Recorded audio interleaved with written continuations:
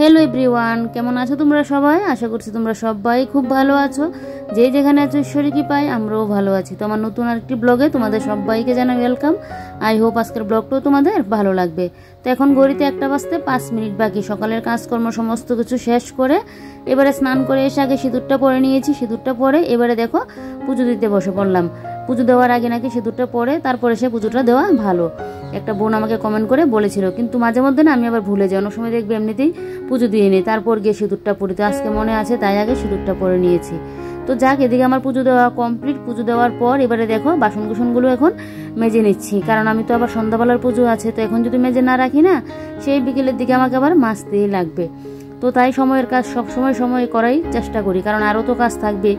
বিকেলে তো আমার এই যে খাওয়া দাওয়ার পর বাসন কুসন মাজা, ঘর দোর গুছানো গাছানো, তারপর আরও টুকিটাকি কাজ থাকে, তারপর মোবাইলের কাজ। তো অতগুলো কাজ একসাথে করতে যাবো, আবার ঝামেলা লেগে যাবে। তো তাই জন্য কিন্তু বাসন কুসনগুলো আমি মেজে নিচ্ছি।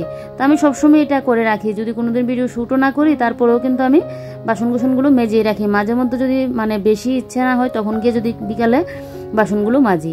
তো এবারে দেখো বাসনগুলো মেজে এবারে কাপড়গুলো শুকিয়ে গেছে। সকালবেলায় যে কাপড়গুলো ধোয়া হয়েছিল, তো এই যে এই নাইটিগুলো এখন সমস্ত কিছু গুছিয়ে রাখবো। এই নাইটিগুলো ভাবছি এখন কদিন যাবো তার পরবো না, এখন আবার 2টা নামিয়ে নেবো। এই 2টা কন্টিনিউ পরবো, তারপর আবার না হয় এগুলো নামিয়ে নেবো। আর এই যে দেখো নাইটির পুরো নামিয়ে নিয়েছি সমস্ত নাইটি। তো এগুলোকে নিজের নাইটিটা একটু বাসটা মানে ভালো করে হয়নি, তো সেটাকে একটু ঠিক করে গুছিয়ে রাখলাম। রেখে এবারে দেখো নাইটিগুলোকে এবারে জায়গা মতো এই সাইডটা দিয়ে রেখে দিচ্ছি। যা যা নাইটি আছে সমস্ত নাইটি না একসাথে রাখছি, তাহলে আমি যখন পড়তে যাব আমার সুবিধা হবে। এখন একটা ওইখানে রাখলাম, আরেকটা আরেক জায়গায় রাখলাম, তাহলে আমারও সুবিধা হবে। তো সমস্ত নাইটি কিন্তু আমি একটা সাইড দিয়ে রেখে দিয়েছি। তারপর একটা সাইড দিয়ে হলো আমার যে সবসময় ঘরে পাতা বেড কাভারগুলো, ওইগুলো কিন্তু রাখলাম। আর এমনিতে তোলা বেড কাভারগুলো কিন্তু আমার গডরেজের মধ্যে রাখা, যেগুলো সবসময় পাতা হয় এই বেড কাভারগুলো আমি একদম সামনেই রাখি।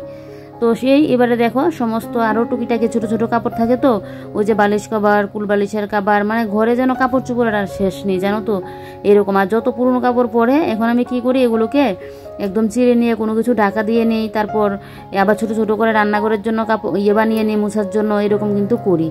তো এবারে দেখো এদিকে এখন চুলটাকে ভালো করে ঝেড়ে নিচ্ছি। চুলে করেছিলাম আবার শ্যাম্পু, তো ভালো করে না চুলটাকে একটু মানে জলটা ঝরিয়ে নিচ্ছি। আমার চুল এমনিই শুকোতে লেট হয়, তো তার জন্য একটু ভালো করে করে নিয়েছি, চুলটা ঝাড়া দিয়ে নিয়েছি। আর এই যে দেখো একদম ফুরফুরে রোদও দিয়েছে। এরকম রোদ থাকলে না কাপড় চোপড় ধুলে বেশ ভালোই লাগে, দেখবে জটপট করে শুকিয়ে যায়। কিন্তু গরমটাও দেই সেই লেভেলের, কিন্তু তারপরেও রোদটা ভালোই লাগছে। কেন বলো তো, মানে ভালো লাগছে বলে ভুল হবে, কারণ কতদিন যাবত তো বৃষ্টি দিয়েছে, তাই যেন মনে হচ্ছে বৃষ্টিটা না হয়ে রোদটা থাকলে ভালো। না হলে তো রোদের মধ্যে এই যে গরমটাও বেশি লাগে, আর কাজ বাজ করতে গেলেও কিন্তু অসুবিধা হয়। যাকগে ভগবান আমাদেরকে নিয়ে যে কোথায় যাবে, বৃষ্টি দিলে বলি রোদ দিতে, রোদ দিলে বলি বৃষ্টি দিতে। এই যে 1 দিন 2 ঘন্টা লাগিয়ে বৃষ্টি হয়ে যাক এটা ভালো, 3-4 দিন লাগিয়েছে সারা দিন লাগিয়ে এই বৃষ্টি পড়া, ওইটা আমার ভালো লাগে না। তো এদিকে দেখো আমাদের দুপুরে খাওয়া দাওয়া কমপ্লিট। তো এগুলো করে কাপড়গুলো গুছিয়ে কিন্তু আমি অনেকটা সময় রেস্ট করলাম।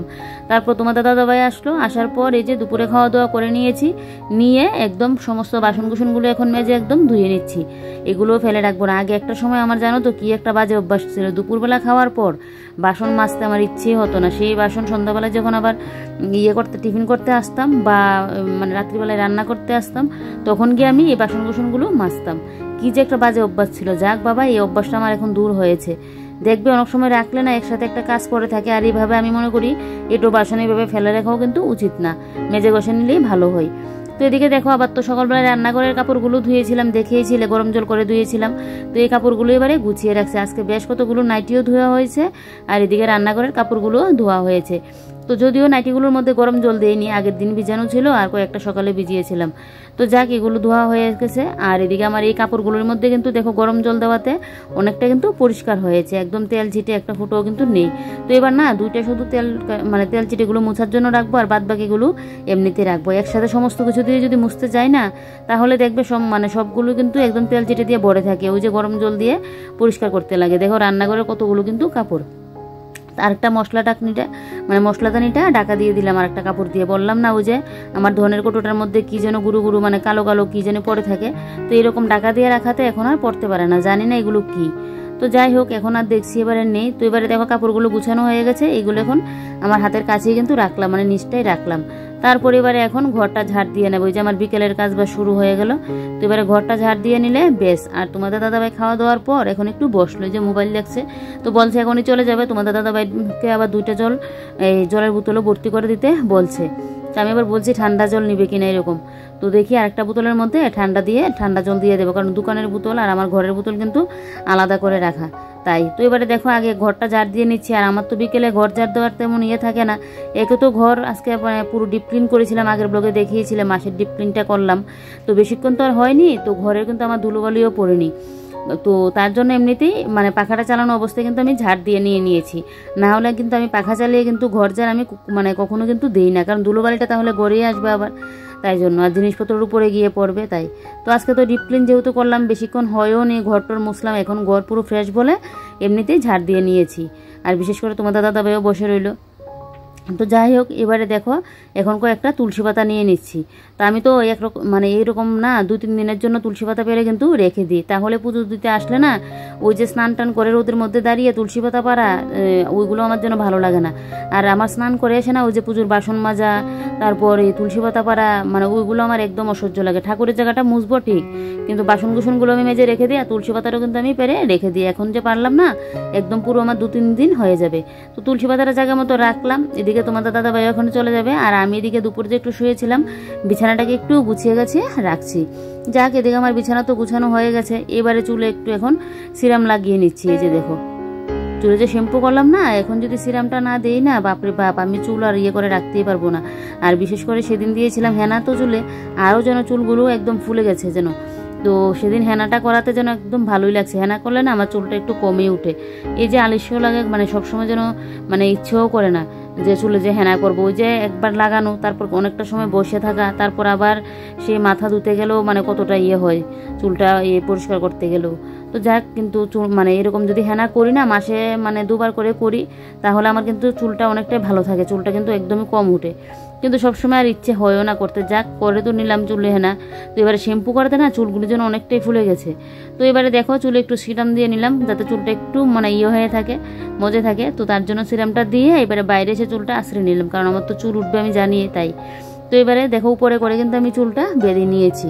তো উপরে করে চুলটাকে বেঁধে তারপর ওই যে এই কাপড়টা বের করে নিলাম এখন সুগোজ থেকে। কেন বলো তো, কারণ সন্ধ্যাবেলায় আজকে আমার কাকি শাশুড়ি করে দেবে অধিবেশন। তো আমার জায়ের ছেলের আজকে বার্থডে, তো বার্থডে করবে না, এমনিতে অধিবেশনটা দিয়ে নেবে আর কেক কাটিং করে নেবে, অতটুকুই। তো তার জন্য এই কাপড়টা বের করে নিলাম। আর এদিকে দেখো এবারে হাত পা ধুয়ে বসে পড়লাম এখন সন্ধ্যা দিতে। সন্ধ্যা তো দিয়ে নিলাম, এদিকে মুখ ধুতে এসে দেখছি উপরে জল নেই, আর এদিকে দেখো বিদ্যুৎও চমকাচ্ছে, মনে হচ্ছে যে কোনো সময় বৃষ্টি আসবে। তো তার আগে আমি এখন উপরে জলটাও তুলে নিচ্ছি। ভাগ্যিস মুখটা ধুতে এসে দেখলাম উপরে জলটা নেই, না হলে তো বৃষ্টি হলে আবার কারেন্ট থাকবে না, কারেন্ট না থাকলে তো আবার আমি জল তুলতে পারবো না, সেই এক মহা সমস্যা।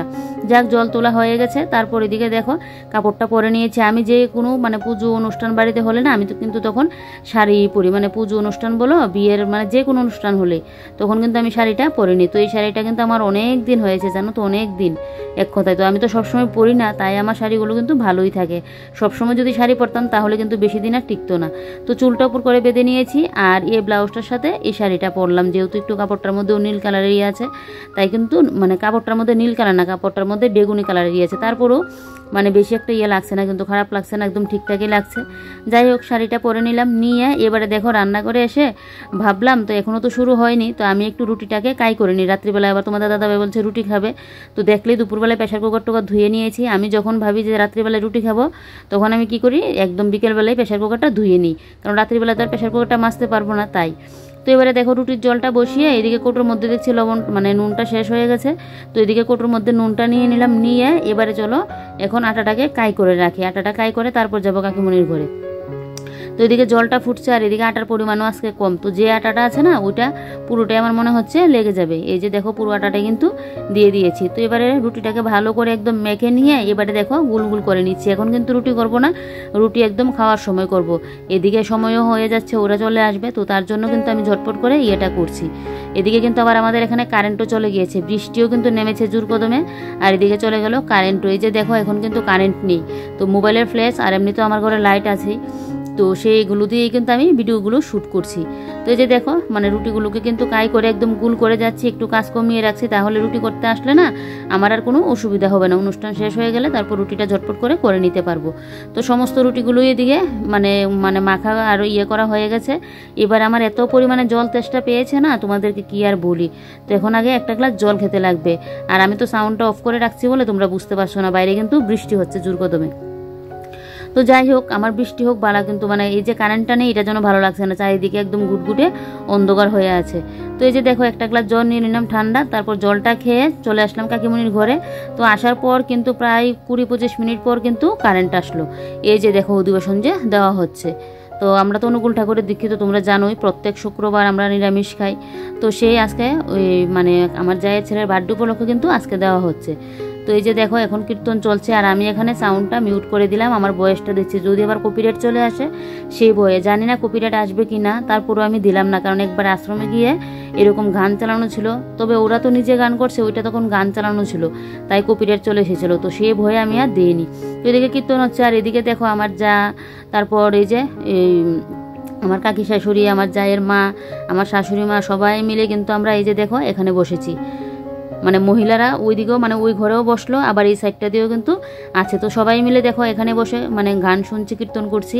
আর এই যে দেখো যা নতুন বউ, যে ওই যে দেখো নতুন যা, আর পাশেই যে মানে যাকে দেখলে ওই জায়ের কিন্তু সেদিন যে ইয়েতে মানে শিব ঠাকুরকে স্নান করাতে গেলাম, ওই জায়ের ছেলের কিন্তু বার্থডে, আর এটা হলো গিয়ে নতুন বউয়ের মা। আর ওই যে দেখো আমার যা কি করছে, আর সবাই মানে হাই করে দিচ্ছে।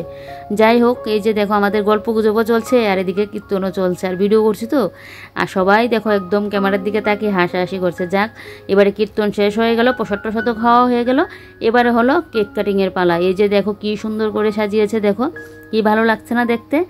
যাই হোক, এবারে দেখো এই যে দেখো মানবিকের বার্থডের কেকটা কি ভালো হয়েছে না দেখতে কেকটা। এবারে হলো কেক কাটিং এর পালা। ও তো বলছে কখন কেকটা কাটবে, আর দেখো ও দাদুকে নিয়ে বসলো, ও তো খুব খুশি, দেখো কি সুন্দর কেকটা কাটছে। ও প্রায় সময় না বাড়িতে এরকমটা করে, বলবে কেক কাটবে, বার্থডে এরকমটা বলবে। তো দেখো কি সুন্দর করে কেকটা কাটছে, আর দেখো সবার দিকে তাকিয়ে কিন্তু ও আবার হাসছে। তো অন্য সময় না আরো বড় করে কিন্তু বার্থডেটা সেলিব্রেশন করা হয়, এবার অন্য একটা সমস্যার জন্য বার্থডেটা এইভাবে মানে অধিবেশনটা দিয়ে করা হয়েছে, আর এমনিতে কেক কাটিংটা হয়ে গেছে। আর এই যে দেখো এবার একে একে আশীর্বাদ দিচ্ছে, ওকে গিফট দিচ্ছে, আর আমার গিফটটা তোমাদেরকে দেখাতে আমার একদমই মনে নেই। আর আমি যখন মানে আশীর্বাদ করে গিফটটা দিলাম না, তখন তো আর কাউকে বললাম না যে ভিডিও করে দেওয়ার জন্য, তো ওকে কিন্তু আমিও আশীর্বাদ করে গিফটটা দিয়ে দিয়েছিলাম।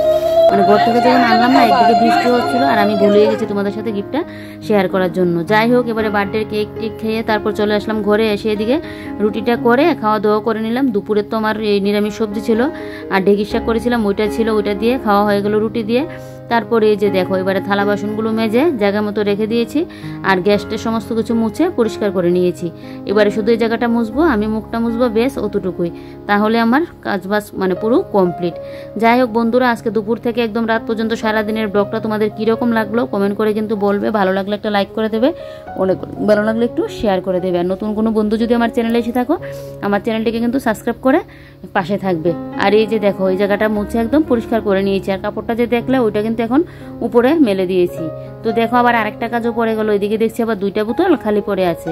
তো বোতলগুলো আবার খালি করে রাখবো, খালি করে রাখলে সে আমাকে আবার কাল সকালে ভর্তি করতে লাগবে, তাই জন্য 2টা বোতলও ভরিয়ে নিলাম। তারপর এই যে দেখো মুখটা ধুয়ে দিচ্ছি। সারাদিন আমি যতই কাজ টাজ করি যাই করি, দুপুরে স্নানের সময় আমি মুখে ফেস ওয়াশটা লাগাই না, কিন্তু রাত্রিবেলায় যখন আমি শুতে যাব না, এর আগে আমি একদম ভালো করে মুখটা ফ্রেশ করে ধুয়ে যাই, না হলে যেন এমনিতে আমার মুখে একটা পিম্পল ওঠার একটা সমস্যা থাকে। এমনিতে দেখবে কদিন বাদে বাদে 1-2টা এরকম থাকবে। তো মুখটা যদি ক্লিন করে না ঘুমাই না, তাহলে যেন আরও যেন পিম্পলটা উঠে।